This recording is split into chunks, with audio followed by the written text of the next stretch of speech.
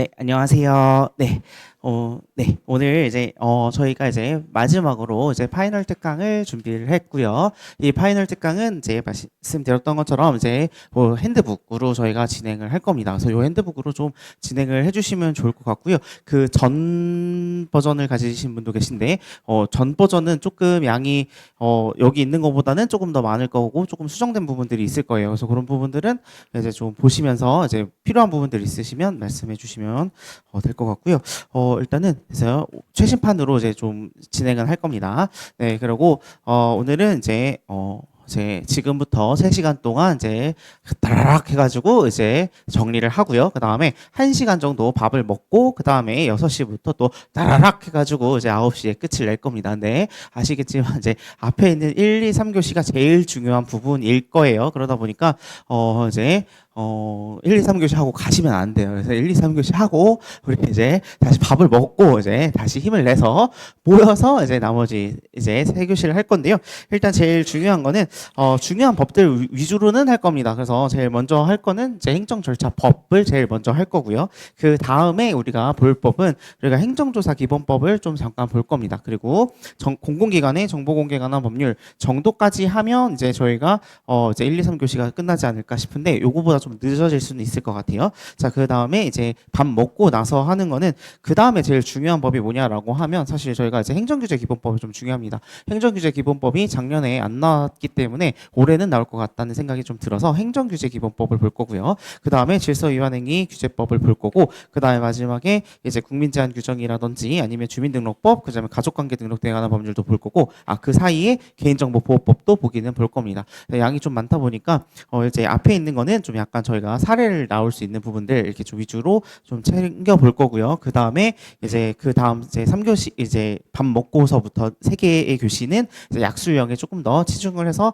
살펴보면 될 것 같고요.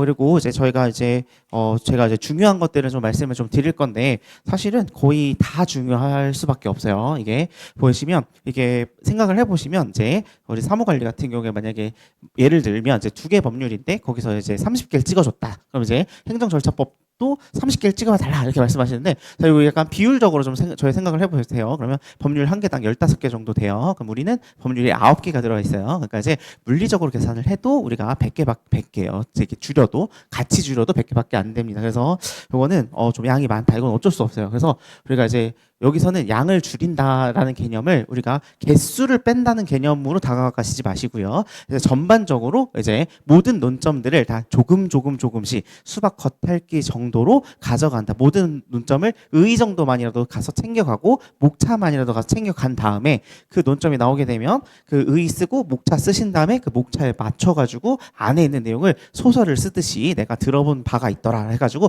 소설을 쓰듯이 쓰시면 조금 점수가 나올 것 같아요. 그러니까 이렇게 좀 준비를 해주시는 게 가장 바람직하지. 개수를 챙기면 이제 여러분들이 그 중에 하나라도 모르는 거 나오면 이제 아예 그 점수는 없잖아요. 0이잖아요. 0보다는 우리가 뭐라도 쓰면 그래도 뭐 3점, 4점, 5점까지 주신단 말이죠. 그러니까 그렇게 해서라도 점수를 받는 게 조금 더 유리할 것이다라는 말씀을 좀 드려봅니다. 그래서 아무튼 이제 그렇게 준비를 해 가시고요.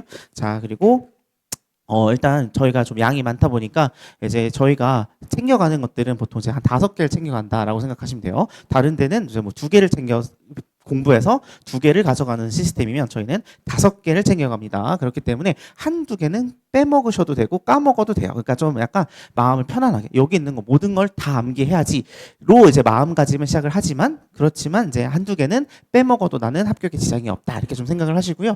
자꾸 좀 이렇게 말씀드리는 게 걱정돼서 그래요. 갑자기 너무 많아서 나는 시험장에 안 들어갈 거예요. 이런 생각 이런 분들이 좀 그렇게 그러면 안 돼. 그거는 안 되고 이제 무조건 들어가시면 이제 어떤 어드밴테이지는 있을 거예요. 그래서 그렇기 때문에 이제 여기서 공부하신 분들은 이제 그런 이제 장점을 갖고 있으니까 꼭 시험장에 들어가시고 만약에 이제 다 끝났는데 나 저 시험에 못 들어가겠다라고 하면 이제 데스크 물어보셔가지고 저한테 전화하라고 하세요. 그러면 제가 전화로 아니요 그래도 들어가는 보세요 이렇게 설득해 드릴 테니까 꼭 이제 마음을 이제 놓지 말고 포기하지 말고 저희 이제 끝까지 가보시면 좋겠습니다.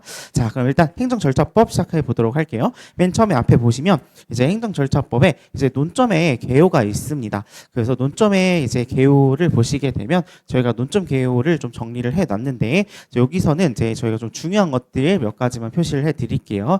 일단 논점 1번이 제일 중요합니다.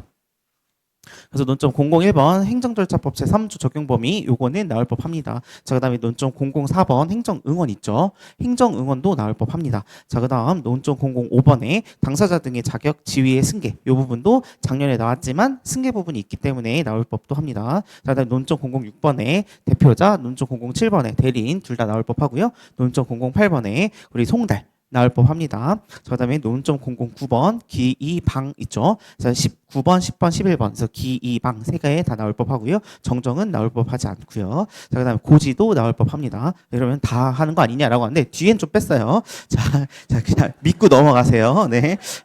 그래서 13번, 14번에 신청과 설정 그 처리 기간은 빼고요. 자, 15번에 나오는 사전 통지, 그다음에 16번에 거부 처분, 17번에 복효적 여기까지 나올 법하고요. 그다음 의견 청취랑 의견 제출은 나올 법하고.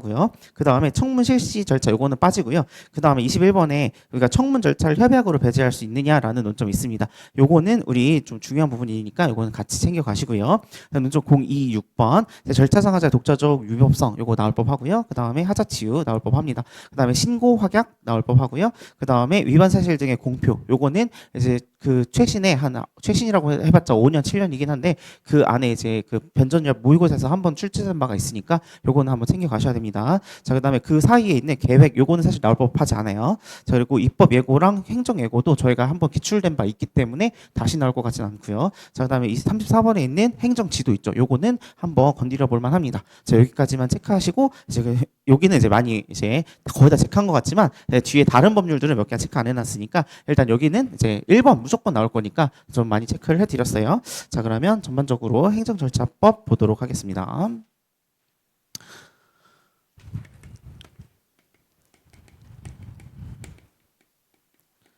자, 행정절차법에서는 논점 001번.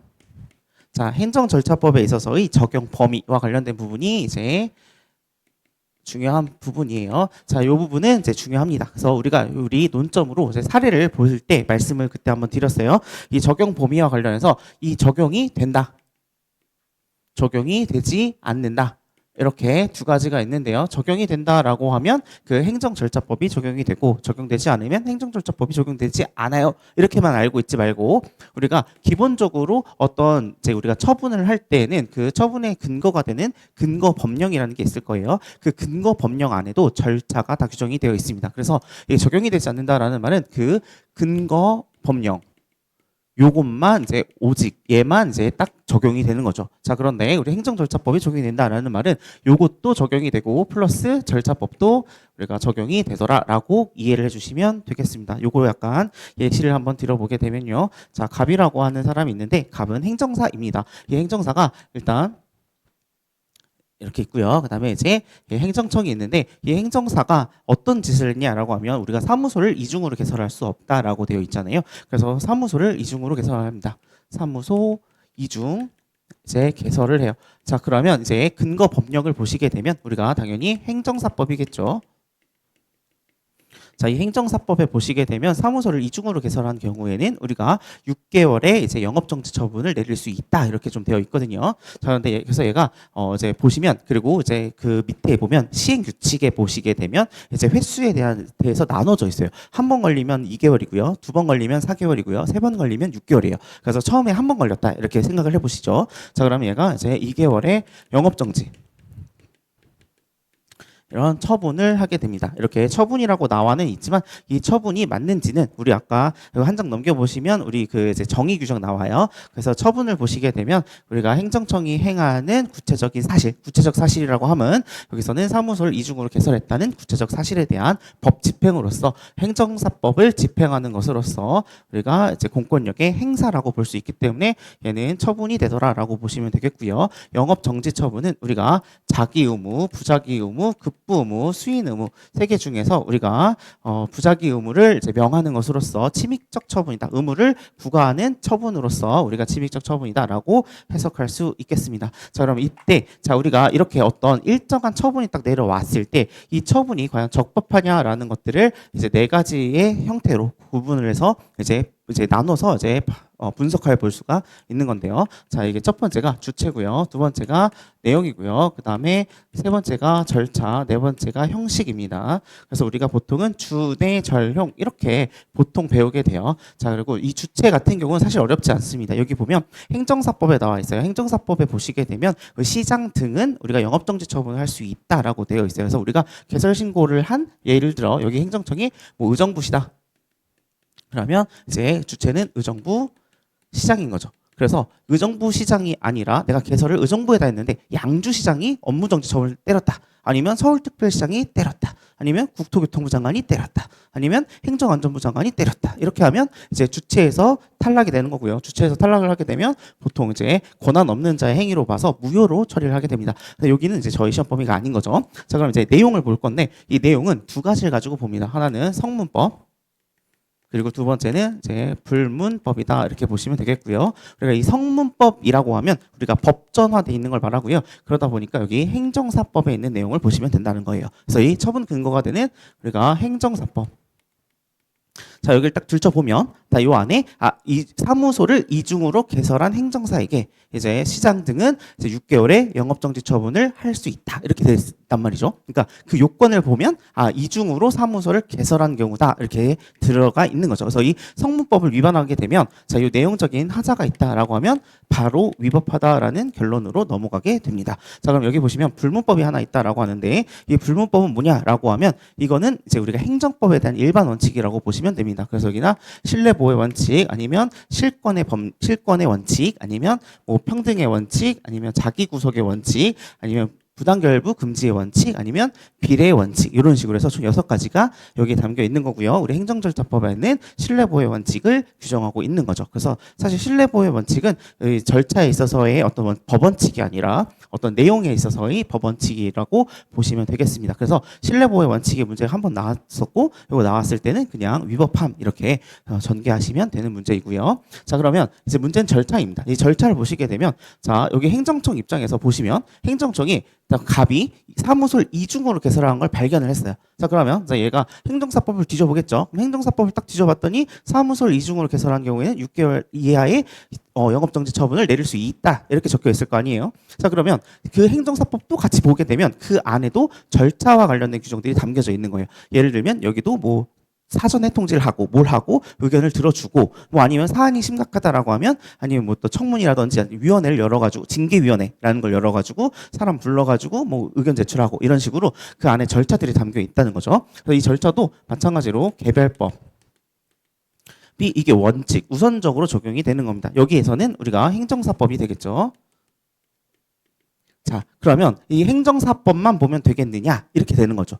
그게 첫 번째 논점인 이제 적용 범위와 관련된 논점이라고 보시면 되겠습니다. 그래서 우리가 그 근거 법령만 적용한다. 다시 말하면 행정절차법이 적용되지 않는다라는 판단이 서게 되면 그러면 이 경우에는 이 개별법만 가지고 절차적으로 얘가 다 거쳤는지를 따지게 되는 건데 우리가 만약에 행정절차법이 적용이 되더라라고 한다면 여기에 하나 더 해서 일반법인 자, 이 개별법 안에 규정이 돼 있지 않더라도 일반법인 우리가 행정절차법 여기에 어떤 규정들이 있다라고 한다면 이것도 거쳐야 되고 이것도 거쳐야 절차적인 적법성이 인정이 되는 것이다라는 이 논점인 겁니다. 그래서 이 절차를 따져볼 때 이 사안이 이 개별법 근거가 되는 그 법령만 뒤져보는 사건인 것인지 아니면 일반법인 행정절차법까지 같이 뒤져서 봐서 모든 절차를 다 거쳐야 적법해지는 것인지를 판단하는 첫 번째 논점이 여기 적용 범위에 대한 논점이다라고 보시면 되겠고요. 그래서 적용되지 않는 경우 원칙적으로는 적용이 되지만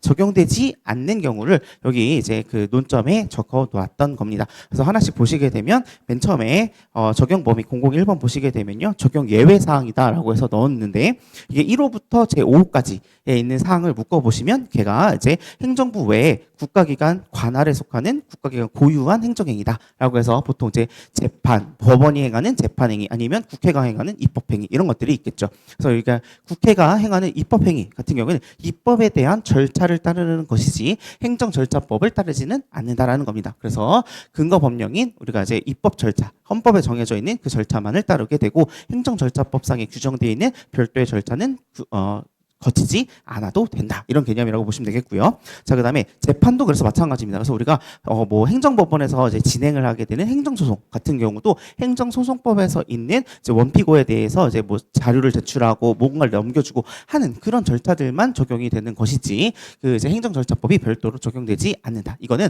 우리가 이제 입법, 사법, 행정 이렇게 나눠져 있기 때문에 삼권 분립이 나눠져 있기 때문에 우리가 이제 그 행정부에서 행하는 것이 아닌 다른 행위들에 대해서는 적용되지 않는다라는 개념이고요. 그 다음에 6호부터 8호에 6호랑 8호는 우리가 이제 법적 성질이 다른 겁니다. 법적 성질이 어떻게 다르냐라고 하면 이거는 형사, 행형 이렇게 해서 사람을 가두는 건데 자, 저 사람한테 내가 너 가두겠습니다 하고 이제 행정절차법에 있는 절차를 따라라. 10일 전에 통제하고 막 이렇게 하면 제가 도망가겠죠. 그러니까 이제 우리가 그럴 때 긴급하게 바로 잡아가지고 데려와서 가둬놔야 되잖아요. 그렇기 때문에 그런 경우에는 우리가 행정절차법이 적용이 되지 않더라라는 것이고요. 하나 더 본다면 우리가 행정심판. 행정심판은 행정부 안에서 이루어지는 것이지만 재판행위와 거의 비슷하다라고 해서 행정심판들과 관련해서도 우리가 행정절차법은 적용되지 않는다라고 보시면 되겠습니다. 7호의 사유 같은 경우에는 제 국익을 위해서 현저하게 해칠 우려가 있다라고 해서 국방이나 외교와 관련된 경우에 있어서는 우리가 이제 행정절차법을 적용을 배제하고 있는 거죠. 자, 그다음 여기서 제일 중요한 건 제 9호에 있는 경우가 제일 중요합니다. 9호에 있는 거는 일단 외국 내 이제 출입국, 난민 인정, 귀화 관련된 거, 아니면 병역에 따른 징집 소집, 아니면 이제 공무원에 대한 인사관계 관련된 거, 법령에 따른 징계 절차, 아니면 이제 이해 조정을 목적으로 하는 경우 등에 있어서는 자 여기에서 있어서는 엔드 조건이에요. 자 뒤에 있는 것처럼 보시면 1, 2, 3 해당 행정작용의 성질상 행정 절차를 거치기 곤란하거나 거칠 필요가 없다고 인정을 하거나 아니면 이런 개별법에서 이 절차법상에 있는 내용을 다 흡수해서 적어 놓은 겁니다. 그래서 이 준하는 것들을 다 이 개별법에 규정이 되어 있는 경우라고 한다면 우리가 그럼 행정절차법이 적용이 되지 않습니다라는 내용이죠. 자 여기서 이렇게 정리하시면 되겠고요. 자 여기 있는 내용 중에 하나 더 보시면 자, 우리가 여기서 알아두셨으면 좋겠다라는 것이 우리가 이제 맨날 말씀드리는 이제 스티븐 유 사건이라고 있습니다. 자, 이거는 우리가 이제 갑이라고 하는 사람이 이제 행정청에게 우리나라에 들어오고 싶다라고 해서 이제 사증 발급을 신청을 하죠. 신청합니다. 자, 이런 것들 다 영어로 썼으면 좋겠는데 우리 한문 이제 다 한글로 이렇게 바뀌어 있어가지고 이게 결국은 비자예요, 비자. 자, 한국 들어오고 싶으니까 이제 비자를 신청합니다라고 했는데, 자, 이때 행정청이 여기서 거부를 합니다. 자, 이거는 수익적인 어떤 이제 수익적 처분에 대한 신청으로 볼 수 있고요. 그거에 대한 거부라고 보시면 되겠습니다. 자, 근데 이거는 우리 외국인이 출입국과 관련된 것이죠. 자, 그래서 이 거부와 관련해서는 자, 주, 내, 절, 형 이렇게 보시게 되면 뭐 내용상으로도 문제가 없고 주체적으로 문제 없고 내용상으로 문제가 없는데 그럼 절차법상에 두 가지가 있겠죠. 자, 외국인 이제 개별법이라고 본다면 이제 외국인 출입 규정 이렇게 있을 거고요. 자, 그 다음에 일반법이다라고 하면 우리가 행정 절차법입니다. 자, 근데 우리가 행정절차법 안에 보시면 알겠지만 우리가 처분의 방식은 우리가 문서로 해라라고 되어 있는데요. 자, 근데 이 출입국 규정에 보시면 외국에 사는 사람들이 비자를 신청하는 거니까 외국 사람들은 어떤 뭐 주거가 없을 수도 있고 어디 살고 있는 데가 주소가 없을 수도 있고 왜냐하면 거주 이런 것만 있고 전화만 있을 수도 있잖아요. 그렇기 때문에 여기는 그러니까 문서로 해라라는 말이 안 적혀 있었던 겁니다. 그래서 이게 사증 발급에 대한 거부 처분을 할 때 이거를 구두로 하게 됩니다. 그래서 전화로 딱 전화해서 내 거 발급 신청 거부됐습니다 하고 전화 끊어버렸어요. 자, 이런 경우에 자 이제 갑이 내가 그런 것도 모르고 지금 살고 있었다. 내가 지금 거부된지도 모르고 왜 날짜가 지났는데 왜 사증 관련해서 연락이 안 오지? 이렇게 지금 계속 기다리고 있었던 거예요. 그러다가 알고 봤더니 이제 구두로 전화를 한 겁니다. 전화를 받을 때도 이 스티븐 유가 받은 게 아니라 아버님이 받으셨다고 해요. 그래서 아버님이 딱 받았는데 갑자기 뭐야? 아빠가 전달 안 한 거죠. 그래서 얘가 거부된지도 모른 채로 살고 있다가 나중에 알고 보니 거부가 되었다라고 해서 이제 소송을 이제 부랴부랴 들어가게 된 겁니다. 그래서 이게 이 구두로 한 것이 과연 적법하냐라는 것이 분쟁이 되었어요. 그래서 이쪽 행정청 입장은 뭐라고 했냐면, 자, 외국인 출입 규정을 보면 문서로 하는 말이 없다. 따라서 우리는 절차적으로 다 적법하게 거쳤다라고 주장을 합니다. 자, 그랬더니 갑이 뭐라고 얘기하냐? 자, 이거는 우리가 행정절차법에 보면 방식은 문서로 하라고 돼 있다. 근데 왜 문서로 하지 않았냐? 따라서 넌 잘못한 거다. 이렇게 싸운 거예요. 자, 그랬더니 또 이제 행정청이 뭐라고 얘기했냐? 있냐? 방금 앞에서 보신 것처럼 제9호에 있는 사유, 외국인에 대한 출입국과 관련된 사안인 거죠. 자, 그렇기 때문에 우리는 행정절차법이 적용되지 않기 때문에 우리 외국인 출입 규정만 보고 우리가 처분을 한 것이니까 적법하다 이렇게 주장합니다. 그랬더니 이제 갑이 뒤에 있는 거 보시고 1, 2, 3 보시면 우리가 어떤 이제 그 절차를 거치도록 준하는 절차가 규정되어 있거나 거칠 필요가 없거나 뭐 성질상 거치기 곤란하거나 이런 걸 주장한 겁니다. 그래서 그런 경우가 아니기 때문에 이 경우에 있어서는 행정절차법이 적용되는 것이 맞다라고 이제 주장을 한 거죠. 그래서 대법원은 행정주장 이제 유승준 이제 스티븐 유의 이제 갑의 입장을 들어줘서 행정절차법이 적용되는 것이 맞다라고 이제 판결을 내려주게 됩니다. 그래서 이 부분이 나올 수 있는 부분이니까 이제 말씀을 드렸고요. 자, 여기에서 몇 가지가 더 있는데요. 자, 이렇게 하게 되면 자, 일단 얘 이제 행정청 같은 경우에는 이제 얘가 이제 신청을 딱 했으니까 이제 이름을 딱 적겠죠. 스티븐 유 그리고 몇 월 며칠생 딱 엔터 딱 쳤는데 자, 이때 행정청 내부에 이렇게 팝업이 뜹니다. 그래서 막 경고 얘는 절대 거부하시오. 이게 절대 거부. 이렇게 쓴 거예요. 딱 보고 팝업이 딱 뜬 거죠. 그래서 이 팝업은 누가 만들었냐라고 했더니 이제 법무부에서 이제 국방부에서 이제 요청을 해서 법무부에서 얘는 다시 넣지 말아라라고 해서 내부적인 시스템으로 이렇게 워닝 표시가 딱 뜨도록 이렇게 해놓은 겁니다. 그래서 얘가 기분이 나쁘잖아요. 그래서 이거는 처분이다. 이것도 위법하다. 이렇게 처음에 주장을 했는데 자, 이거는 우리가 처분성이 부정이 되었고요. 아까 행정청이 행하는 이제 구체적 사실에 대한 법 집행으로서 공권력에 행사해야 되는 건데 공권력이 행사된 것이 아니라 우리가 내부적으로만 이렇게 팝업이 뜨도록 하는 것은 우리가 처분이 아니다라고 해서 처분성이 부정이 되어서 요거는 아니고 요 거부한 것만 우리가 문제를 삼았던 거고요. 이 거부를 했을 때 우리가 여기 행정절차법을 따르지 않았고 그렇기 때문에 처분의 방식을 문서로 하지 않아 무효다라는 이제 판결을 내리게 됩니다. 자, 그리고 그 다음에 나올 부분은 그래서 이제 얘가 이 거부가 잘못된 거니까 이 거부가 무효가 된 거잖아요. 그럼 얘는 지금 신청을 한 단계고 이제 행정청은 얘한테 어떠한 입장도 발표하지 않은 상태 된 거예요. 이게 무효가 됐으니까. 자, 그래서 얘는 이제 이 판결의 취지에 따라서 다시 갑에게 이제 처분을 할 재처분 의무가 생기게 되고요. 이 재처분 의무는 우리가 그 앞에 있는 것을 보시면 기속력 이라는 부분과 연결이 되는 부분입니다. 그래서 자, 여기 부분은 행정절차법에서 나오는 부분이고요. 저 여기 앞에 있는 부분과 여기 뒤에 있는 부분들은 우리가 아무래도 이제 행정사 실무법의 행정심판법과 관련된 부분에서 나올 법한 내용이에요. 그래서 이게 같이 연결해가지고 이런 사안이 있더라 정도로만 이해해 주시면 될 것 같아요. 자, 여기까지 보시면 여기 내용이 다 됐고요.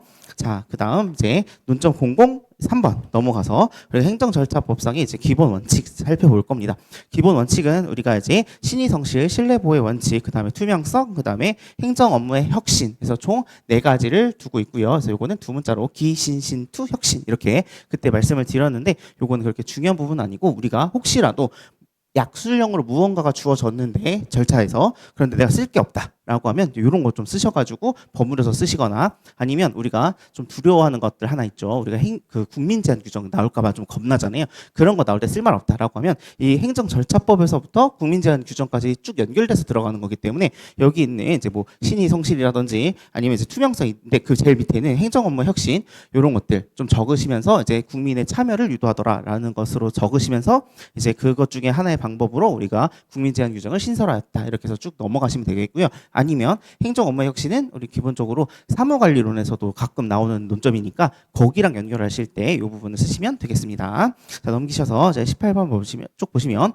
신뢰 보호의 원칙이고요. 자, 아까부터 말씀드렸지만 신뢰 보호의 원칙은 여기 담겨져 있는 내용입니다. 그죠? 불문법. 그래서 우리가 이 신뢰, 사인의 신뢰를 이제 저해하는 경우에 있어서는 우리가 그 반하는, 신뢰에 반하는 그 처분은 위법하다라고 보는 입장이다라고 보시면 되겠고요. 이 신뢰보호의 원칙을 좀 적용을 해보게 되면 우리가 요거는 이제 좀 뒤쪽에 나오는 부분인데 확약이라고 하는 거 있죠. 그 확약이랑 같이 연결해서 보셔야 됩니다. 논점 29번에 보시면 여기 보시면 확약은 저희가 이제 핸드북으로 41페이지에 나오는 게 확약이긴 한데요. 이 확약이랑 같이 비교를 해서 보셔야 됩니다. 신뢰보호의 원칙은 확약. 자, 요 두 개랑 같이 비교를 하셔서 보시면 좋겠다.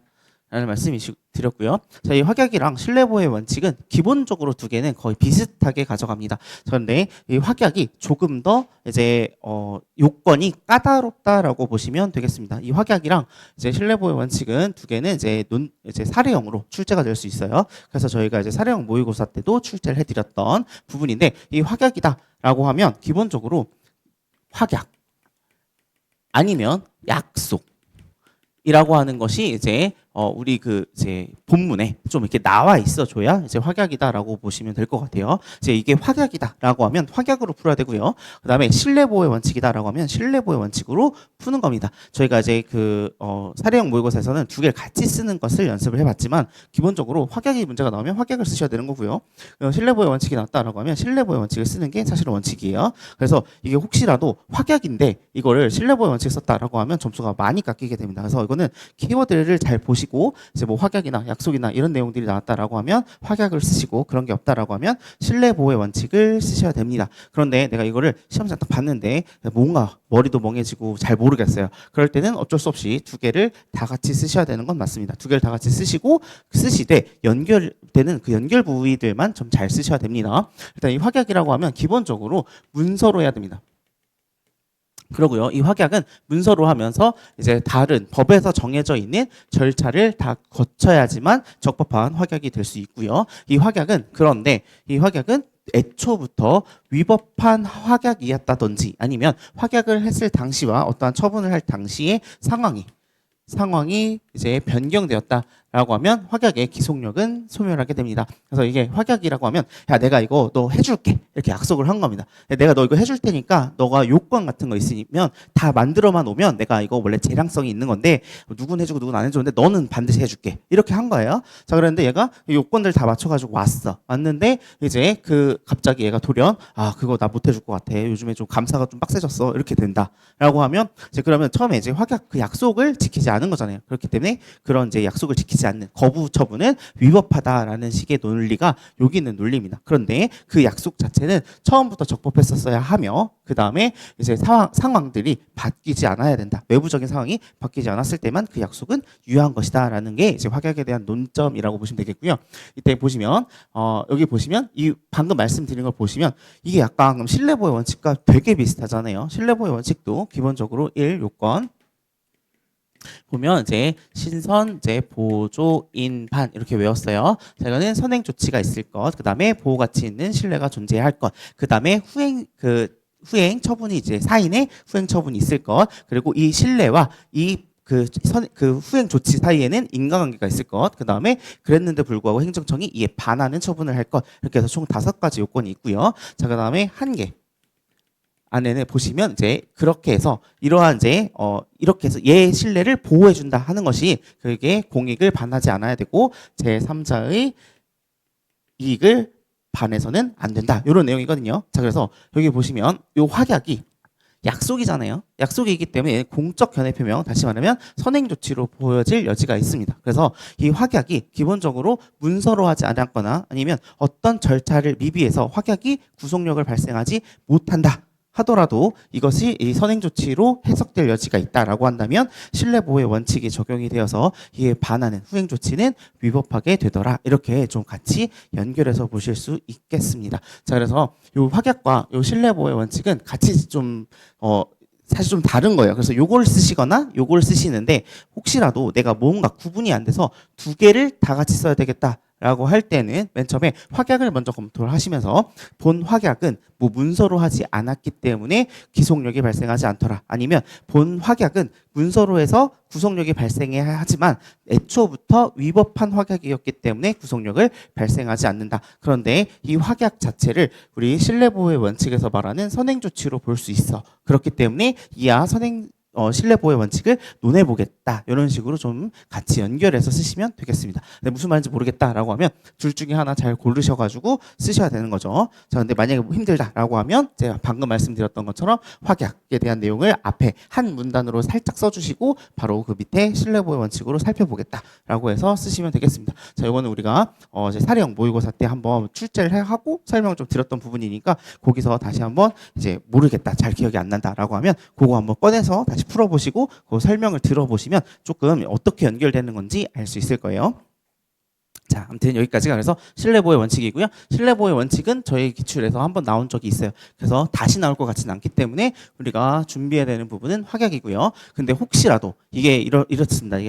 이게 신뢰보호의 원칙이 딱 나왔어. 그러니까 이제 앞으로 안 나올 거고 확약이 나올 거야. 이렇게 말하면 또 또 반대로 이제 시험 출제원이 그런 말을 딱 듣고 그래 그러면 신뢰보호 원칙을 내야겠다. 이런 식으로 이렇게 된단 말이죠. 자, 이렇기 때문에 어쩔 수 없이 자 요게 이제 안 나왔고 요게 나와야 정상인 건데 요런 말을 듣고 혹시라도 요게 다시 나올 수 있다는 거는 다시 알아주시면 되겠고요. 대신에 두 개를 구분하는 연습만 좀 하시면 되겠고 제 기출 문제 한번 제가 냈던 문제를 풀어 보신 다음에 그 다음에 구분이 안 된다라고 하면 오셔가지고 질문하시면 될 것 같아요. 요건 한번 그렇게 구분을 하시고 둘 중에 이제 뭐가 나올 수도 있다라는 겁니다. 자, 그 다음 이제 논점 004번.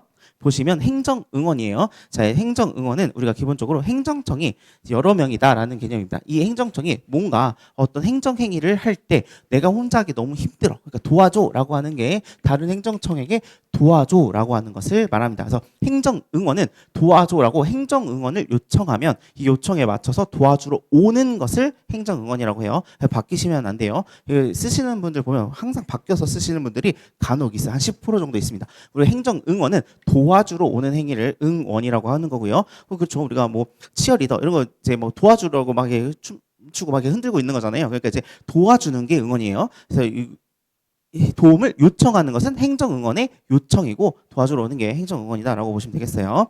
그래서 일단 행정응원을 쓴다라고 했을 때 행정청의 협조 의무를 먼저 써줍니다. 우리 행정절차법에는 행정청끼리는 서로 도와라라고 해서 행정청에 대한 협조 의무를 규정하고 있고요. 행정청의 협조 의무는 두 가지로 발현이 되는데 첫 번째는 행정협업입니다.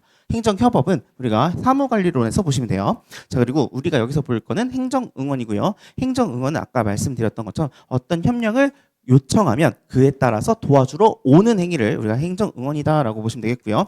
그럼 행정응원을 요청할 수 있는 사유는 뭐가 있냐라고 하면 자, 첫 번째 보시면 법령 등의 이유로 해서 독자적인 어떤 직무 수행이 어려운 겁니다. 두 번째 사실상의 이유로 독자적인 직무 수행이 어려운 겁니다. 그래서 법률적이든 사실적이든 독자적인 직무 수행이 어렵다라는 거고요. 두 번째 다른 행정청이 소속된 기관을 활용하는 게 좋거나 다른 행정청에 소속된 자료를 쓰고 싶을 때 이럴 때 요청을 할 수 있고요.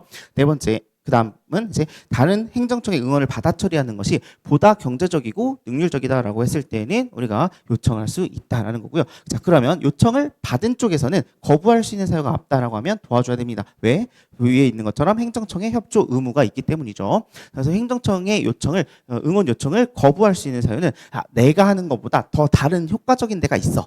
라고 이제 공을 넘기는 거죠. 아니면 내가 이걸 도와주고 싶지만 내가 도와주면 내 일을 못 하겠어 라는 거 두 가지가 있다라고 보시면 되겠고요. 자, 그다음 행정 응원을 하게 된다라고 하면 우리가 뭐든지 우리가 행정 응원을 요청한 쪽에서 이제 뭐든 이제 관리 감독도 하고 비용도 냅니다. 근데 그도 그렇겠죠. 내가 A인데 B한테 도와주세요라고 해서 B가 왔어요. 그럼 내가 보통 오면 야 이것 좀 하고 저것 좀 하고 저것 좀 해줘 이렇게 내가 지휘 감독하죠. 그리고 얘가 뭐 점심 시간이면 밥 먹을래? 밥 사주고 이게 정상적인 거잖아요. 그러니까 요청 받은이 아니라 요청한 쪽에서 우리가 한다. 그래서 이게 행정 응원을 한 데에서 지휘 감독을 한다가 아니라 행정 응원을 요청한 이렇게 되는 겁니다. 요청한 쪽에서 우리가 기본적으로 지휘 감독을 하고 요청한 쪽에서 우리가 비용을 쓰더라라는 건데 각각 예외가 있죠. 우리가 이제 지휘 감독 같은 경우에는 법률상 그래도 도와주러 왔어도 이쪽에 지휘 권한이 있는 경우가 있을 수 있고요. 그 다음에 비용을 쓴다 하더라도 각각 이제 협의해서 야 내가 너무 힘들고 그러니까 우리 밥값은 우리 반반 하자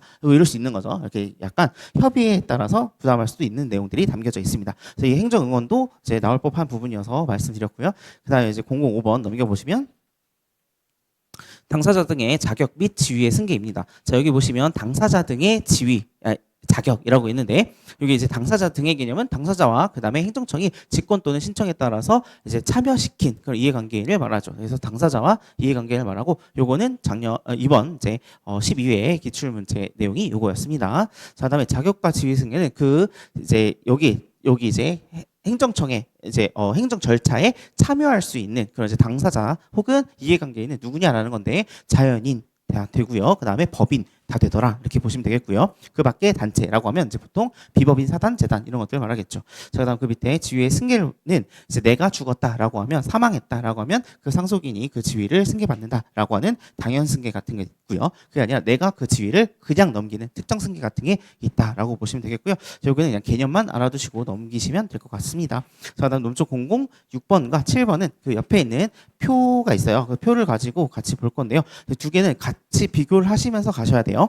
일단 대표자다라고 하면 기본적으로 대표자는 너무 많으니까 그 사람 중에 대표를 뽑는 겁니다. 자, 근데 이게 그냥 뽑아도 되고 사실 안 뽑아도 돼요. 근데 행정청이 보기에 너무 행정 절차가 지연될 것 같다라고 하면 야, 뽑아라라고 할 수 있는데 이때 뽑아라라고 하게 되면 자, 10명인데 야 그래 9명의 대표를 뽑아라 이렇게 하면 사실 좀 논리적으로 말이 안 되잖아요. 너무 사람이 많기 때문에 사람을 줄이는 거죠. 그래서 그 줄이는 개수가 3개다라고 보시면 되겠습니다. 그래서 이제 3명 그래서 3명 이내로 이제 대표자를 선정할 것을 요청할 수 있을 뿐이다라는 거죠. 그래서 이 대표자 같은 경우에는 이제 다수인 경우에 이제 뽑아라 뽑을 선정할 수 있는 거고, 그 다음에 대표자를 선정하지 않거나 대표자가 너무 많으면 우리가 3명 이내로 좀 대표자를 뽑아라라고 행정청이 요청을 할 수 있고, 이러면 이제 특별한 사유가 없다라고 하면 이에 따라야 되는 겁니다. 자, 근데 대리인 같은 경우에는 내가 기본적으로 내가 한 명인데 내가 누군가를 좀 도와주세요라고 나한테 하는 거죠. 내가 전문적인 지식이 없고 행정청이 하는 말을 내가 못 알아듣겠으니까 누구 좀 날 도와줘 라는 거예요. 자, 그러면 도와줘 라고 하려면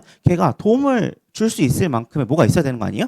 자, 그래서 대리인 같은 경우에는 자격을 결정해 놓고 있습니다. 그래서 그 중에 하나가 이제 보시면 뭐 배우자, 뭐 직계비속이라든지 가족들은 도와줄 수 있다 이런 개념이고요. 자, 두 번째 법인이다라고 하면 그 법인이 갈 수 없으니 임원이나 직원들이 가는 거고요. 자, 그 다음에 이제 변호사라고 해서 자격사는 변호사만 들어가 있어요. 자, 그다음에 네 번째 이제 행정청 또는 청문 주재자의 허가를 받았다라든지 아니면 법령에 따라서 이제 자격이 주어진 사람들에 대해서는 대리를 할 수 있는 자격이 있는 것이다라고 보시면 되겠습니다. 그래서 우리가 대리인과 대표자의 가장 큰 차이는 대표자는 많기 때문에 뽑는 거고 대리인은 내가 하기 힘들기 때문에 누군가에게 도움을 요청하는데 그들은 자격이 있어야 도움을 줄 수 있더라라는 거죠. 자, 그렇게 되고 이 로마자 2번에 나온 내용은 대표자나 대리인이나 둘 다 모두 마찬가지로 한 번 뽑았다라고 해서 걔가 끝이 아니라 변경하거나 해임할 수 있다 이런 거고요. 세 번째 보면 어떤 법률 관계가 만들어지겠느냐라는 건데, 자, 우리가 뽑았잖아요. 대표를 뽑던 대리를 뽑았던 결국은 대표를 뽑은 건 너무 많은데 너가 대표로 해라 이런 거고, 대리는 내가 하기 힘드니까 너가 대신해줘라 이런 내용이죠. 자, 그러니까 결국 모든 행정행위를 행정 절차 참여하는 모든 행위들을 할 수 있다는 게 당연히 원칙이 되겠습니다. 자, 그런데 이 대표자가 처음에는 야 내가 잘해줄게 약간 이런 식으로 해서 대표자로 선임이 됐다가 이게 갑자기 등쳐먹듯이 이제 갑자기 행정 절차 종료해 버릴 수 있죠. 우리 의견이 없습니다. 이의 없습니다. 이렇게 갑자기 내 뜻과 반대될 수 있기 때문에 행정 절차를 종료할 때에는 동의를 받아라라는 게 나옵니다. 자, 그다음 두 번째, 자 대표자에만 있는 내용인데 요거는 당사자 등이 직접 행위를 금지합니다. 요거는 제 대표자는 우리가 애들이 너무 많기 때문에 소통 창구를 3개로 줄인 거잖아요. 자, 그렇기 때문에 다른 대표자로 선임되지 않은 다른 아이들은 선정되지 않은 다른 아이들은 우리가 행정청과 대화하지 말아라라는 조문이 이제 2번에 나오게 되는 거고요. 그 다음에 대리인 같은 경우에는 그런 거 없습니다. 그냥 도와줘이기 때문에 대리인이 부족한 부분은 본인이 직접 이야기를 할 수도 있습니다. 자, 그다음에 세 번째, 다수의 대표자에 대한 통지인데 행정청도 통지를 할 때 여러 명한테 하는 건 힘들기 때문에 대표자인 한 명에게 하면 모든 행위는 당사자 등에게 효력이 발생하게 되고요. 그 대표자 중에 한 명이 그런 통지를 받았다라고 하면 받았다는 사실, 보냈다라는 사실은 행정청의 통지는 대표자 모두에게 해줘야 그런 쪽지를 받았구나 정도는 알 수 있겠죠. 자, 그래서 그런 부분이 이제 마지막 줄에 대표자 모두에게 하여야 그 효력이 있다라는 거고요. 요거는 대표자와 대리인 모두 동일한 내용입니다. 자, 다음 마지막, 대표자를 선정했든지 대리인을 선임했든지 했을 때는 우리가 행정청은 이제 행정청에게 알려줘라라는 내용이 나옵니다. 자, 그리고 이제 청문을 했을 때는 청문 주재자가 통지 의무를 지게 된다라는 건데, 혹시 표에서 혹시 안 바꾸신 분들, 오늘 처음 오신 분들 계실 것 같아서 그 표에 오탈자가 좀 있어요. 자, 보시면 이제 논점 006 대표자 왼쪽에 있는 표 맨 밑에 로마자 4번에 대표자의 선임 등의 통지라고 되어 있는데 선임 말고 선정이라고 바꿔주시고요. 그 밑에 대표자 선정이라고 있는 것, 선임도 선정으로 바꿔주시면 되겠습니다. 자, 그 다음에 오른쪽에 있는 대리인 표는 세 번째, 대리인의 선정 후의 이렇게 되는데 여기 대리인은 선임으로 좀 바꿔주시고요. 1번에 보시면 대리권의 범위와 한계 이렇게 바꿔주세요. 대리인의 범위와 한계보다 대리권이 조금 더 왼쪽과 오른쪽 봤을 때 왼쪽은 대표권, 오른쪽은 대리권 이렇게 쓰는 게 조금 더 낫겠죠. 그래서 바꿔주시면 이제 왼쪽 오른쪽 표를 비교하셔가지고 이 표로 그냥 암기하신 다음에 만약에 요 둘 중에 뭐 하나가 나왔다라고 하면 이 표에 맞춰서 내가 그냥 글을 풀어서 쓰시면 됩니다. 그래야 우리가 외우는 양이 줄어들 수 있어요. 자, 그 다음 넘겨보시면 이제 008번의 송달 부분입니다. 자, 우리가 송달이다라고 하면 기본적으로 이제 보시면 1, 2, 3, 4까지가 송달의 방법이라고 보시면 되겠어요. 자, 1번 보시면 이제 통상의 송달 방법인데 요게 이제 저희 이제 팔람 이런 거 보고 조금 작년 거랑 좀 살짝 바꿨습니다. 자, 첫 번째, 통상의 송달 방법에는 우편 송달이라는 게 있어요. 그다음에 두 번째, 교부 송달이 있고요. 자, 세 번째, 정보통신망을 이용한 송달. 이렇게 세 가지가 통상의 송달 방법이고요. 2번 보시면 보충 송달이 있고요. 세 번째가 유치 송달, 네 번째가 공시 송달입니다. 자, 이게 법학이라고 하는 게 사실은 좀 되게 당연한 말을 되게 어렵게 써놓는 게 사실 법학의 본질이라고 보면 돼요. 그래서 이걸 보다 보면은 그냥 하나마나한 소리다 이렇게 좀 생각을 해주셔야 이게 좀 이해가 좀 빨라요. 근데 우리가 생각을 해보면 야, 너 엄마가 갑자기 옆집에다가 너 뭐 좀 갖다 줘라 야 뭐 우리 음식 했으니까 옆집 좀 갖다 줘라 그러면 들고 가잖아요. 근데 엄마가 직접 갔다. 그러면 그게 여기 있는 것처럼 교부송달이라고 보시면 됩니다. 엄마가 직접 갔다. 근데 엄마가 나를 시켜 보냈다. 약간 우체부를 시켜 보낸 거랑 다를 게 없죠. 그러니까 이게 결국 우편송달이라는 겁니다. 나를 시켜 보냈다. 갔는데 띵동 띵동인데 그 집 엄마가 아니라 엄마 어디 나갔대. 그러면서 이제 애가 있어. 그럼 애한테 줄 수 있는 거잖아요. 자, 이런 것들을 우리가 보충송달이라고 합니다. 그래서 보시면 그 갔는데 그 직접 그 사람이었고 딴 사람이 있다. 가족이 있다. 사무원이 있다. 걔한테 줬다. 이게 이제 보충송달입니다. 근데 그 애가 나랑 싸워서 문을 안 열어줘요. 근데 엄마는 갖다 주라고 했어. 그러면 어떻게 해요? 그럼 놓고 오잖아요. 놓고 오고 오면 이제 엄마가 애가 문을 안 열어줘서 집 앞에 있다야 뭐 이렇게 되는 거죠. 여기 보시면 이제 유치송달이다 이렇게 보시면 되겠습니다. 놓고 왔다. 이게 유치송달입니다. 그래서 1, 2, 3 이렇게 세 가지 방법을 이제 보시면 되겠다라는 거고요. 그 가운데 있는 정보통신망을 이용한 송달이다라고 하는 건 우리가 이제 옛날에는 이제 다시 우편으로 보냈지 요즘에 좀 전자로 바뀌었잖아요. 그러니까 정보통신망을 이용한 송달도 있더라 이렇게 보시면 되겠고요. 자, 이렇게 보냈으면 자, 기본적으로 송달했다라고 하면 행정청이 보냈다라고 하는 기록을 보존하도록 하고 있습니다. 나중에 딴말하지 말아라 이런 거고요. 자, 그럼 송달의 효력은 언제 발생하냐라고 하면 당연히 놓고 왔을 때 발생을 합니다. 자, 근데 놓고 왔을 때 발생하기 때문에 도달된 때라고 보시면 되는데 우리가 정보통신망을 이용했다라고 하는 것 때문에 하나 더 생깁니다. 보시면 마지막 줄에 보시면 지정한 컴퓨터 등에 입력된 때라고 합니다. 입력된 때가 뭐냐라고 하면 메일함에 메일이 들어왔을 때 이걸 말합니다. 이거를 어렵게 그냥 입력된 때라고 부르는 거죠. 자, 그리고 아까 말씀 안 드렸던 위에 보시면 공시송달이라고 있는데 이 공시송달은 송달 받을 자가 주소를 모르겠습니다. 얘가 어디 있는지 모르겠어요. 혹은 송달이 불가능합니다. 뭐 해저터널 뚫어가지고 해저터널 밑에 있다. 그러면 갖다 줄 수가 없잖아요. 자, 이럴 때는 우리가 공시송달이라고 해서 이제 벽보에다 붙여 넣습니다. 자, 딱 땡땡이는 보아라. 그러면서 자, 이러이러 할 것이다. 이렇게 붙여 넣는 건데 뭐 여러 군데다 붙여 놓으면 언젠간 받겠지. 라고 하는 겁니다. 왜냐면 이게 계속 거부를 하다 보면 우리가 송달이 되어야 이제 절차가 진행될 수가 있는데 계속 거부하고 어딘지 모르고 해서 이제 소송을 진행할 수 없다라고 하는 건 문제가 될 수 있기 때문에 기본적으로 땡땡이는 봐라라는 거고 얘가 기본적으로 14일이 지나면 받겠지라고 생각을 하는 겁니다. 그래서 공시송달 같은 경우에는 14일이 지난 때부터 효력이 발생하더라. 이렇게 정리해 주시면 되겠습니다. 네, 자, 여기까지 보시면 이제 송달과 관련된 부분이고요. 자, 그 다음에 자, 이렇게 처분을 한다라고 했을 때 과연 이제 처분에는 어떤 절차를 거쳐야 되느냐라는 내용을 보도록 할게요. 자, 처분을 할 때에는 얘가 지금 2개월에 영업정지 처분을 합니다. 그러면 이게 처분시가 되고요. 이 처분을 할 때는 어떻게 해야 되냐라고 하면 너가 이러이러 잘못을 했고 그러해서 이렇게 되더라라고 해서 처분에 대해서 이유를 제시를 해줍니다. 그래서 땡땡땡땡 법률에 근거해서 이러이러하니 이렇게 된다라고 해서 이유를 제시하고요. 할 때는 우리가 방식은 우리가 문서로 한다라는 거고요. 그 다음에 너가 여기에 대해서 불만이 많다라고 한다면 내가 불복 절차도 알려줄게라고 하는 겁니다. 여기서의 고지는 무언가를 알려줬다는데 무언가를 알려줬냐라고 하면 불복 사항과 절차에 대해서 알려주는 겁니다. 그래서 내가 이게 행정심판을 제기할 수도 있고 행정소송을 제기할 수도 있는데 행정심판 같은 경우에는 안날로부터 뭐 이제 90일 있은 날로부터 180일 그리고 행정소송 같은 경우에는 안날로부터 90일 있은 날로부터 1년 안에 제기할 수 있어. 이것뿐만이 아니라 이의신청 같은 게 가능하다라고 한다면 이의신청은 어떤 절차에 따라서 어떻게 할 수 있어 라는 불복사항에 대해서 고지해 주는 것을 고지제도다라고 부르면 되겠습니다. 근데 여기 200개월 그래서 오타가 잘못 들어와서 여기 계속 쳐져가지고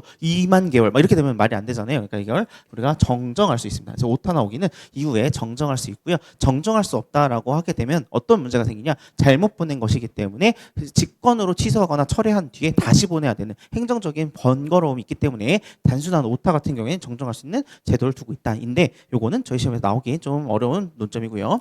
자, 그다음 처분을 했다라고 하면 이 처분을 하기 전에 일단 기본적으로 사전 통지를 하고요. 이 사전 통지를 하는 이유는 기본적으로 이 사람 이 갑에 대해서 너가 할 말이 있을 수 있어 라고 하기 때문에 우리가 의견을 청취 하기 위해서 우리가 기본적으로 사전 통지를 해준다라고 보시면 되겠습니다. 자, 그런데 아까 말씀드렸지만 이 2개월의 영업정지는 자, 여기 행정사법 안을 보시게 되면 우리가 6개월 이내에 영업정지 처분을 할 수 있다 이렇게 되어 있는데, 자, 이거를 우리가 이제 보시면 처분 기준을 우리가 행정절차법 시행규칙에서 보시게 되면 자, 1회 위반, 2회 위반, 3회 이상 위반 이렇게 돼 있어요. 그래서 1회 위반인 경우에는 우리가 2개월 이 두 번, 한 번 해서 시정을 했는데 다시 또 이중사무소를 개설했어. 이럴 때는 4개월. 그 다음에 3번 이상 했어. 그러면 이제 얄짤 없이 6개월의 영업정지 처분을 내리고 있다라고 해서 이제 처분 기준을 먼저 만들어 놓고 있습니다. 자, 이거는 왜 그러냐라고 하면 이 행정청이 어떤 갑을 보더니 얘 이중을 했어. 근데 얘가 법률엔 6개월 이하로 할 수 있다고 했어. 그럼 쟤는 마음에 안 들어. 그럼 쟤는 6개월 해. 그 다음에 얘는 한 번 걸렸지만 쟤는 뭐 괜찮은 애야. 그러면 1개월 해. 이런 식으로 재량권을 남용할 수가 있기 때문에 범위가 크니까 남용할 수 있는 거죠. 그렇기 때문에 그런 재량권 행사를 줄이기 위해서 처분 기준들을 설정해서 공표를 하고 거기에 맞춰서 해라라는 그런 개념이 처분 기준에 대한 설정 공표다라고 보시면 되겠습니다. 그래서 우리가 이런 처분을 할 때는 제일 먼저 처분 기준이 재량권이 있다라고 한다면 이제 처분 기준이 설정되어 공표되어 있는지를 살펴보게 되고요. 자, 그 기준에 맞춰서 이제 사전 통지를 합니다. 우리가 너가 첫 번째 걸렸기 때문에 2개월의 영업정지 처분을 할 건데 할 말 있으면 해라. 사전 통지하고요. 그 기간 안에 의견을 들어주고요. 그 의견을 반영하든 혹은 의견이 마음에 안 들어서 반영하지 않든 해서 반영하지 않는다라고 하면 일정한 처분을 하게 될 거고, 처분할 때는 이유를 제시하고 방식은 문서로 하며 불복 절차에 대해서 고지를 해주더라라는 거고요. 혹시라도 거기에 오산오기가 있다라고 하면 정정이 가능하다라고 해서 이게 기본적으로 기, 이, 방, 정, 고 해서 총 5가지가 공통된 처분의 절차다라고 보시면 되겠고요. 아까 말씀드렸지만 요거는 이제 침익적인 처분이었기 때문에 침익적인 처분의 절차로서 우리가 사전 통지와 의견 청취 절차가 있는 것이다라고 보시면 되겠습니다. 자, 여기에서 제일 우리 시험에서 제일 많이 나올 법한 중요한 부분은 처분 기준에 대한 설정 공표. 여기가 제일 중요합니다. 여기가 제일 중요하고 두 번째로 중요한 부분은 우리가 여기 고지 이렇게 중요합니다. 그렇다고 여기 두 개가 중요하지 않은 건 아닙니다. 여기 두 개는 당연히 중요한 거고요. 그리고 사전 통지와 의견 청취 절차는 당연히 중요한 건데 우리가 공통된 절차에서 중요하다라고 하면 처분 기준에 대한 설정 공표, 그 다음에 마지막 고지, 이 두 개가 제일 중요하고요. 이 고지 같은 경우에는 작년 정도에 작년인가에 기출된 부분이 있고 얘도 작년에 기출된 바가 있어서 두 개는 매우 중요합니다. 네. 자, 그럼 이제 처분 기준에 대한 설정 공표부터 보도록 할게요. 자, 처분 기준에 대한 설정 공표는 일단 보시면 처분 기준의 설정 공표는 그 성질에 맞춰서 처분의 성질에 맞춰서 그 내용들을 이제 설정해서 공표하는 행위로서 행정의 투명성, 예측 가능성, 공정성 이런 것들을 도모하기 위함입니다. 그런데 예외적으로 하지 않아도 되는 경우가 우리가 성질상 이런 것들을 하기가 곤란하다 혹은 아니면 이제 공개를 하는 것이 오히려 공공의 복리라든지 아니면 이런 것들을 현저하게 칠 수 있다라고 한다면 우리가 처분 기준을 설정해서 공표하지는 않을 수 있다인데, 자, 제일 중요한 게 이제 그 밑에 3번과 4번인데 4번이 제일 중요합니다. 자, 3번은 처분 기준과 다른 겁니다. 자, 여기 보시면 이 행정사법에 이제 6개월 이렇게 되어 있는 거죠. 그리고 여기 있는 이 처분 기준이 그 시행 규칙이 라고 하면 요거에 따라서 처분을 해야 됩니다. 시행규칙이다라고 하면 우리가 법률, 법령에 해당하기 때문에 얘네들은 이제 대외적 구속력을 발생하게 되어서 이 기준과 달라지면 안 돼요. 근데 혹시라도 이 기준이 시행규칙이 아니라 행정규칙 이다라고 하면 우리가 행정법에서 보신 것처럼 행정규칙은 우리가 대외적 구속력이 부정됩니다. 대외적 구속력이 부정되는 경우에는 그 이제 법률, 대외적 구속력이 있는 이 법률 안에서만 처분하면 됩니다. 그래서 예를 들어 우리가 이 행정청이 갑에게 이제 처분을 했는데 3개월에 처분합니다. 2개월이 아니라 3개월의 처분, 다른 처분을 하게 되는데 이때 만약 이게 시행규칙에 붙어 있었다, 대외적 구속력을 발생시키는 것에 붙어 있었다라고 하면 이 당해 처분은 바로 위법하게 됩니다. 자, 그런데 이게 행정규칙에 붙어 있었다 라고 하면 행정규칙은 대외적 구속력이 없이 내부적으로만 정한 규칙이기 때문에 행정규칙에 반하는 당해 처분은 위법하다라고 볼 수는 없습니다. 그래서 이 두 개가 이제 여기에서 갈린다라고 보시면 되겠고요. 자, 그런데 이 행정규칙이다라고 하더라도 우리가 여기 행정법에 대해서 불문법에 보시면 우리 여기 자기 구속의 원칙이 있죠. 자기 구속의 원칙이다라고 하는 건 우리가 행정청이 재량이 있을 때 얘한테도 2개월, 얘한테도 2개월, 얘한테도 2개월 했는데 갑자기 얘한테만 3개월 하는 거. 자, 이런 식으로 자기가 어떤 선례를 쌓아서 이러한 동일한 사건에 대해서는 이렇게 처분을 해오고 있다가 갑자기 본인 마음에 안 든다고 다른 처분을 하면 위법하다라는 게 우리가 이제 자기구속의 원칙이었죠. 자, 그렇기 때문에 이렇게 행정규칙이다 라고 하더라도 자기구속의 원칙에 따라서 여태까지 계속 선례가 쌓여 있었다. 계속 동일한 사건에 대해서 2개월만 처분을 하다가 갑자기 3개월 처분했다라고 하면 원칙적으로는 적법하더라도 이 자기구속의 원칙 때문에 위법해질 수 있다라는 거 하나 있고요. 자, 두 번째, 이 행정규칙이 법령보충적 행정규칙이다라고 하면 우리가 법령보충적 행정규칙은 대외적 구속력을 상위법과 결합해서 만들어지게 되죠. 자, 이런 경우에 있어서는 우리가 행정규칙이다 하더라도 이 3개월의 처분은 위법해질 수 있다라는 내용입니다. 그래서 읽어보시면 처분 기준이 법률에 규정이 되어 있다라고 하면 그 기준을 위반했다라고 하면 위법하다라고 보시면 되겠고요. 두 번째, 행정규칙으로 규정되어 있다라고 하면 이 기준을 따르지 않았다라고 하더라도 위법하지는 않습니다. 그런데 자, 첫 번째 법령보충적 행정규칙으로 볼 수 있거나 두 번째 행정법 일반 원칙을 침해하는 경우에 있어서는 당해 처분은 위법하다라고 판단할 수 있습니다. 자, 다음 여기가 제일 중요한데 4번 처분 기준을 설정 공표하지 않고 한 처분의 효력입니다. 자, 이건 무슨 말이냐라는 건데 자, 맨 처음에 처분 기준을 만들었으면 설정했으면 공표를 해야 됩니다. 그런데 이게 기출 문제 중에 우리가 공표를 하지 않은 겁니다. 만들어 놨어요. 그래서 이제 여행업과 관련된 건데 여행업이 이제 뭐 어떻게 되면 이제 이렇게 처분하겠다라고 해서 처분 기준을 설정을 했는데 그걸 공표하지 않고 있는 상태에서 이게 법이 만들어진 지 얼마 안 돼서 이걸 공표하기 직전에 이런 사건이 터져버린 거예요. 그래서 우리가 사전 통지하고 의견 청취한 다음에 이렇게 쭉 했는데 얘가 이제 갑이 뭐라고 하냐? 이게 처분 기준을 설정했다 하더라도 이를 공표하지 않았기 때문에 행정절차법 위반으로 당해 처분은 위법한 것이야라고 이렇게 좀 주장을 했던 거죠. 자, 그런데 이게 뭐라고 얘기했냐? 대법원은 처분 기준의 사전 공표 의무를 위반해서 미리 공표하지 아니한 기준을 적용하여 처분을 했다 하더라도 그러한 사정만으로 곧바로 당해 처분이 취소에 이를 정도의 흠은 아니다. 다시 말하면 이것이 우리가 설정해서 그냥 내부적으로 갖고 있었고 그것을 공표하지 않았다라고 해도 이거는 행정절차법 위반은 아니다라고 봤던 판례고요. 따라서 이게 상위 법령에 맞춰서 처분이 이루어진 것이다라고 한다면 당해 처분은 적법하다라고 봤던 판례입니다. 그래서 이거는 이제 작년에 입시에서 나왔던 문제예요. 그래서 작년 한 6월쯤에 나왔어가지고 올해 저희 시험에도 나올 법합니다. 왜냐하면 저희가 이제 보통 많이 하는 게 이제 비자나 이런 이제 외국인 출입국 이런 부분을 많이 하잖아요. 근데 딱 하필이면 사례가 그 이제 뭐 중국 뭐 무슨 동포 어쩌고저쩌고 하면서 이제 거기 여행사가 관련해가지고 우리가 무슨 이제 비자 관련된 그런 업을 하는 데 있어서의 어떤 설정 기준 공표. 그래서 사례도 딱 저희 거랑 비슷해요. 그래서 하는 업무랑 그래서 요거는 한번 나올 법하니까 꼭 알고 계시면 좋겠습니다. 자, 그 다음에 26페이지 보시면 이제 논점 010. 자, 이유 제시입니다. 이유 제시는 우리가 기본적으로 행정처의 처분을 할 때 그 사실적인 이유와 법적 근거 등을 설명해 주는 것을 이유 제시라고 하고요. 이유 제시를 하지 않을 수 있는 사유를 우리가 이모, 단명, 긴급 이렇게 외웠었죠. 그래서 우리가 이제 이래 보시면 모두 그대로 인정하는 처분, 그리고 단순 반복적인 처분, 그래서 당사자가 그걸 알 수 있는 거, 아니면 긴급한 경우에 있어서는 우리가 이유를 제시하지 않을 수 있습니다. 그리고 이유 제시는 우리가 처분 시에 이루어지며 이유 제시의 정도는 구체적이어야 합니다. 자, 그런데 우리가 여기 구체적이지 않아도 된다라는 게 두 개가 있었는데, 자, 첫 번째 같은 경우에 당사자가 근거 규정을 제시하고 명시하면서 신청합니다. 자, 요거 땡땡땡땡 법률에 의해서 땡땡땡땡 몇 조 몇 항에 의해서 우리가 신청을 하니 허가해 주세요. 이렇게 하는 인허가와 관련해서는 우리가 이미 걔가 다 알고 있는데 뭐하러 구체적으로 해주냐라고 해서 그 거부하는 상당한 이유만을 제시하면 된다라는 판례가 하나 있고요. 자, 두 번째, 침익적 처분이다라고 하더라도 전반적으로 그 내용을 다 알고 있고 그 다음에 얘가 구체적인 절차를 나가는 데 있어서도 전혀 지장이 없었다라고 하면 굳이 구체적이지 않았다라는 사유 하나만을 가지고 당해 처분이 취소에 이르는 흠이 있다라고 할 수는 없다. 이렇게 좀 본 판례가 있어요. 그래서 이유 제시와 관련해서 나온다라고 하면 이제 저희가 나올 수 있는 부분은 방금 말했던 정도와 관련된 부분이 나올 겁니다. 그래서 이제 혹시 정도와 관련된 부분이 나왔다라고 하면 이 본문에서 무슨 말이 나와야 되냐면 구체적으로 하지 않았다. 뭐 이런 말들이 나올 겁니다. 예를 들면 이유 제시는 하였으나 그 내용이 구체적이지 않더라. 이런 내용이 좀 들어가 있다라고 하면 요걸 물어보나 보다라고 해서 이 부분을 좀 제대로 쓰셔가지고 현출하셔가지고 사안을 포섭해 주시면 될 것 같아요.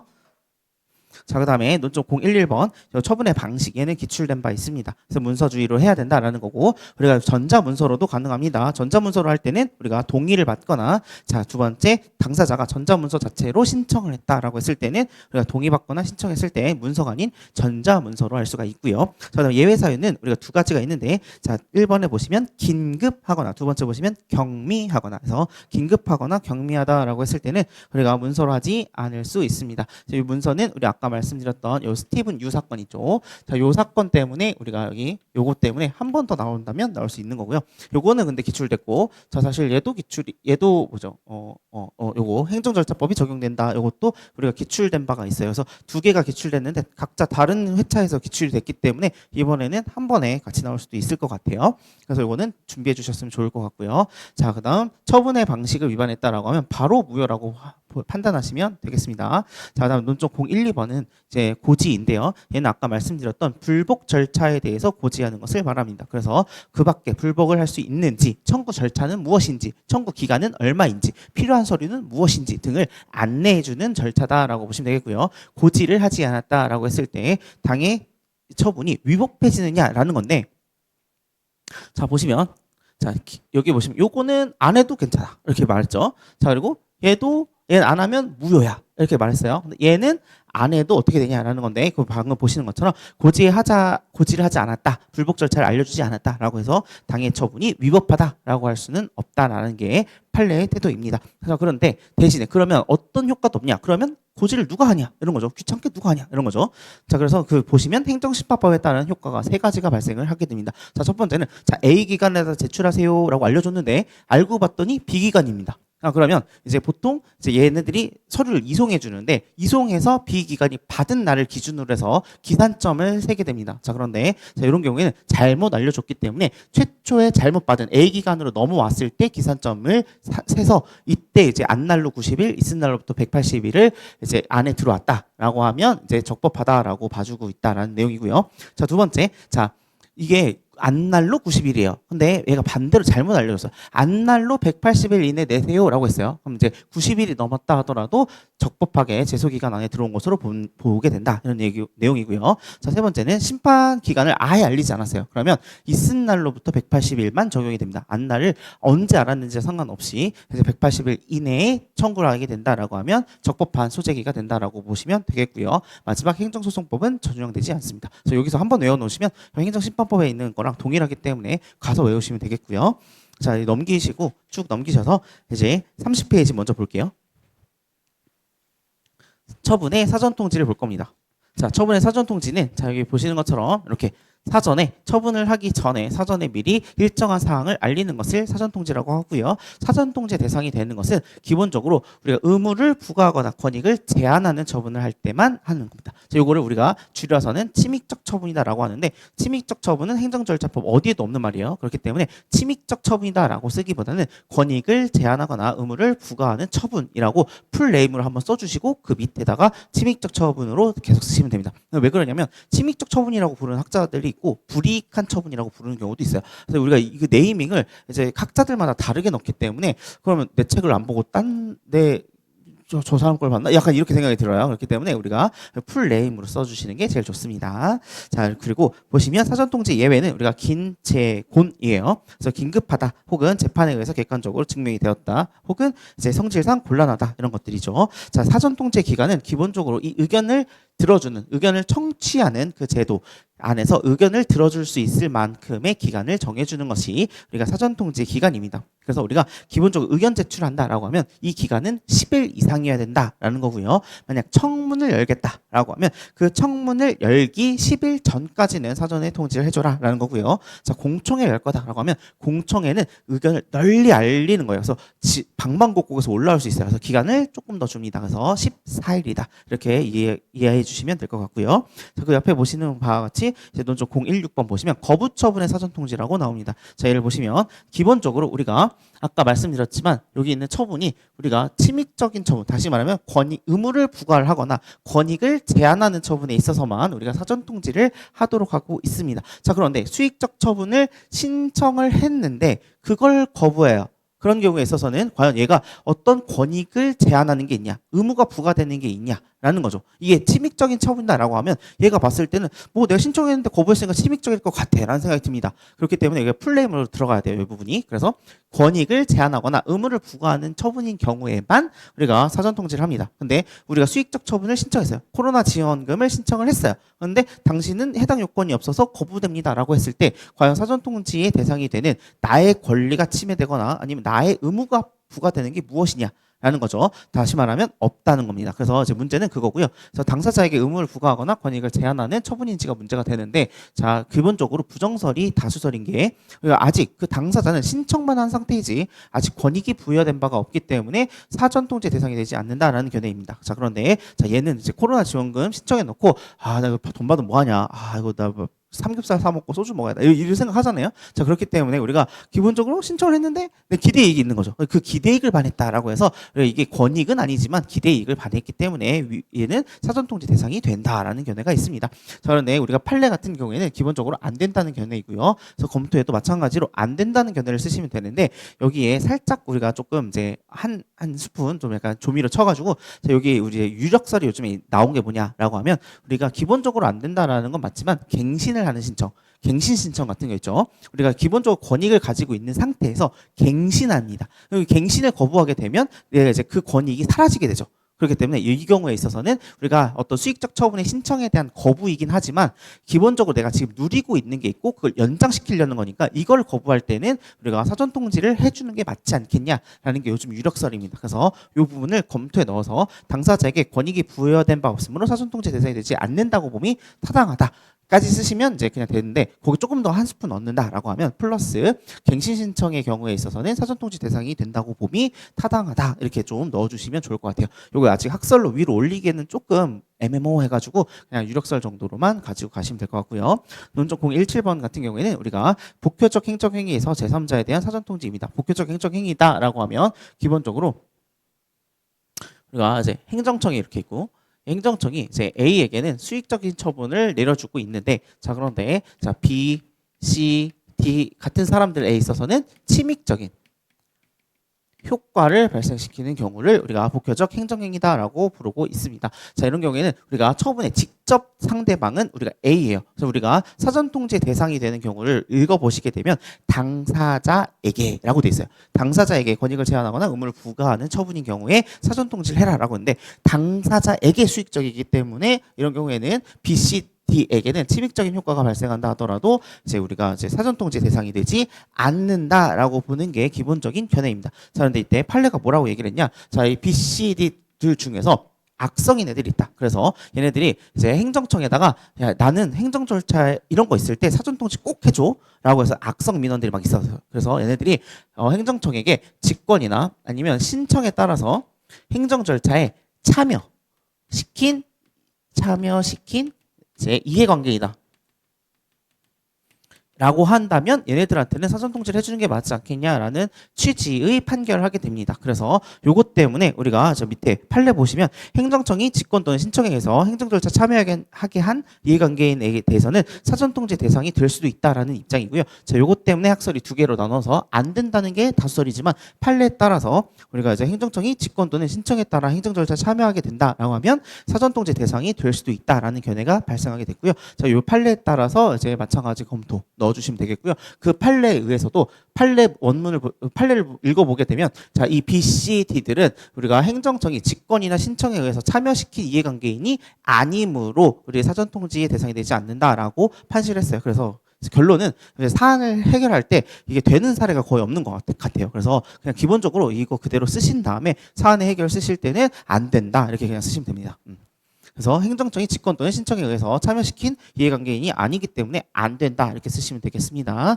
자 이제 우리가 이제 의견 청취 부분만 살짝 보고 끝낼 건데 자, 의견 청취는 이제 32번 이쪽에 보면 018에 보시면 의견 청취 자 보시면 이제 의견 청취는 기본적으로 세 가지가 있어요. 청문, 공청회, 의견 제출 세 가지가 있는데 자 얘네들 의견 청취 예외라고 해서 자 1번 긴급 긴재곤 포명입니다. 그래서 긴재곤 같은 경우에는 아까 사전통지의 예외 사유이고요. 4번만 포기한다는 뜻을 명백히 표시했을 때 요거를 이제 의견 청취의 예외 사유다라고 해서 긴재곤 포명이다 보시면 되겠고요. 자, 의견 제출만 먼저 나왔는데 1번 보시면 의견 제출은 이제 행정적인 어떤 행정작용을 하기 전에 당사자의 의견을 제시하는 절차로서 청문이나 공청회에 해당하지 않는 것을 말하며 의견 제출의 방법은 여러 가지 방법이 있고 의견 제출이 타당하다라고 하면 반영해라 라는 내용이 나옵니다. 자, 오른쪽에 020 청문회 실시. 청문은 우리가 의견을 직접 듣고 증거를 조사하는 절차인데 자, 보시면 청문회 실시 사유 보시면 법령 등에서 이제 규정하고 있거나 그 다음에 이제 필요하다라고 인정하거나 아니면 인허가 등을 취소, 신분 자격을 박탈, 법인이나 조합의 설립 인허가를 취소하는. 그래서 다시 말하면 이제 청법인 취박취입니다. 자, 이런 경우에만 우리가 청문을 실시하도록 하고 있습니다. 여기도 마찬가지로 청문을 한다라고 하면 그 의견이 타당하면 반영해야 됩니다. 자, 다음 넘기셔가지고 이제 36페이지 논점 024번 보시면 공청회라고 나옵니다. 자, 공청회는 우리가 토론을 통해서 공개적인 토론을 통해서 행정작용을 하기 전에 당사자 등 전문 지식과 경험을 가진 사람, 그 밖에 일반인으로부터 의견을 널리 수렴하는 절차를 공청회라고 부르고 있고요. 공청회 개최 사유는 공법인 그리고 여기 30명 있습니다. 그래서 공법인 30명. 우리 청법인 취박취할 때 청법인까지 똑같은 거예요. 그래서 공법인 같은 거고요. 30명만 다릅니다. 그래서 법령 등에서 요구하는 경우 아니면 행정청이 필요하다라고 인정하는 경우 아니면 30명 이상이 우리가 필요하다라고 해서 요청하는 경우에 있어서는 이제 공청회를 개최하도록 하고 있습니다. 그래서 여기 있는 의견 청취 절차는 이제 세 가지가 있다. 청문, 공청회, 의견 제출 세 가지가 있고 이제 청법인, 취박취, 공법인 30명 이 두 개에 해당하지 않는다라고 했을 때는 우리가 권익을 제한하거나 이제 의무를 부과하는 처분에 있어서는 의견 제출을 반드시 해야 한다라는 것이 여기에서의 내용입니다. 자, 여기까지 보셨고요. 이제 잠깐 쉬고 그 다음부터는 우리가 이 절차들을 거치지 않았을 때 어떻게 되는지 이제 절차적 하자의 독자적 위법성 관련해서 보고 하자치유까지 넘어가는 내용까지 보도록 할게요. 한 10분만 쉬고 다시 뵙겠습니다.